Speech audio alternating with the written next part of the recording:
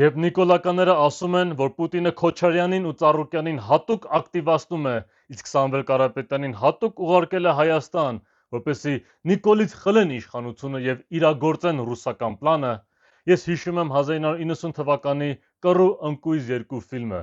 որի գլխավոր հերոսի դերը խաղում է Բրուս Ուիլիսը։ Կարճ ասած, ֆիլմում ահաբեկիչները գրավում են օդանավակայանի օդային երթևեկության կառավարման համակարգը, որպեսզի փրկեն ձերբակալված նարկոբարոն գեներալին։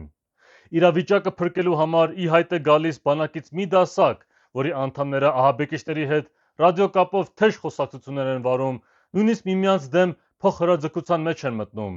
Բայց հետո ֆիլմի հերոսը պարզում է, որ նրանք միմյանց վրա կրակում էին դատարկ մագազիններով։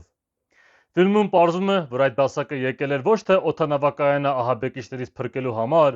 այլ ահաբեկիչների թիկունքը ապահովելու, որպեսզի միասին նստեն ինքնաթիռ եւ փախչեն երկրից։